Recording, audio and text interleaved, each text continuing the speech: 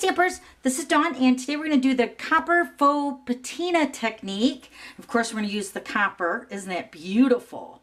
So I'm going to show you how to make the background today. So easy. And then this is the one we made in the glitter pit, which is my Facebook business page. If you want to check out that whole video, I'll have a link down below. If you want to subscribe to my business page on Facebook, then you won't miss all the glitter pit videos that I do every single Wednesday at 3 o'clock Eastern time. So this is the one we made over there. All right, so let's go ahead and get started. So the basic black is cut at 5.5 by 8.5, scored at 4 1/4. And then I have a piece of copper foil sheet, and this is cut at 4 1/8 by 5 3/8. And then I have a piece of basic black that's going to layer right over top, and this piece is cut at 4 by 5 1/4. And this is going to be the patina technique that we're going to do on this layer right here. And then let me give you the measurements of this piece. So the basic black is cut at 3 by 4 1/2, and then the copper piece is cut at 3 1/8 by 4 5/8. And then let me show you the stamp sets I used for these two images. So the dandelions is from the Dandelion Wishes, beautiful. And then the greeting, there's nothing little about the light you shine, is from the High Tide stamp set, which is right here. So beautiful. All right, so let's go ahead and do this technique with this piece of basic black and some copper embossing powder. Okay, so first we're going to do some embossing with our Big Shot. This is the Garden Trellis embossing folder. We're going to put our piece right inside the folder.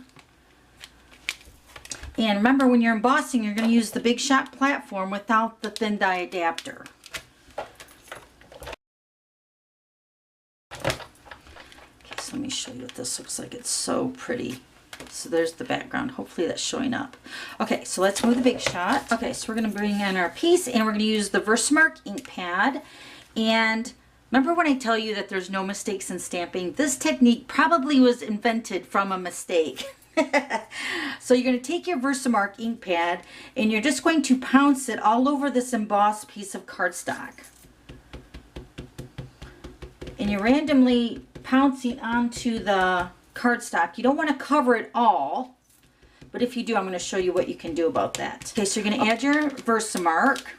Next, we're going to take our copper embossing powder, and we're going to pour this onto the cardstock.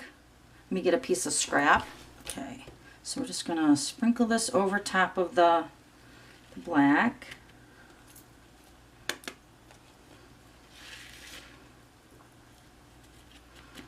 Okay, so that's what it looks like. But now we're going to take a paintbrush, and it's going to be a dry paintbrush, and we're just going to flick this embossing powder off of the cardstock just randomly.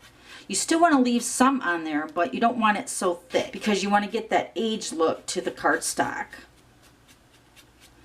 So just a little bit. Let me do a little bit more over here. Okay, so that looks pretty good. So it's not really totally covered, but when I heat set that, that's going to really pop, and you'll see what I'm talking about. All right, so I got my heat tool. Now, when you're heat embossing, you cannot use a hair dryer. It does not get hot enough. So I'm going to be using the Stampin' Up heat tool. So let me go ahead and do that.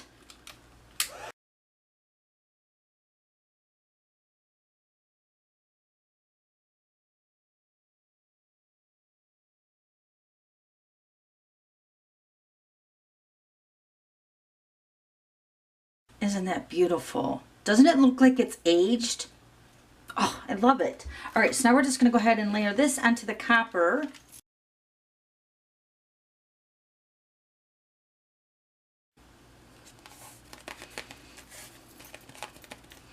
So pretty, and that copper behind there just makes it all pop. So then this piece is going to get layered onto a basic black piece, just like this. But with the foil sheet, sometimes it doesn't take to the snail, so I put the snail onto the base first. I'm just going to put this right onto the base, just like that. Oh my gosh, it's so pretty. Okay, so then this is the layer I'm going to put on the front. So I'm just going to go ahead and remove the backing of the dimensionals. Okay, and then this is going to go on the front. Oh my gosh. I really hope the camera's picking that background up. Oh, it's so pretty. Okay, so let me show you the other two really quick again. So here's the other copper. Now what I did on this one is I added some copper metallic thread and I just wrapped it around my hand and I put it behind there. It's probably not even showing up on camera because the thread is so thin, but it really does add like a whole nother element. And then here's the gold one. Woo, so pretty. All right, so don't forget to check out my Facebook Live, which is in the glitter pit, and we made this gold one. So I'll have the link down below. And then I also have all the items that I used on today's video listed below. And then don't forget to subscribe to my YouTube channel so you don't miss any future videos. Okay, thanks for stopping by. We'll see you later. Bye.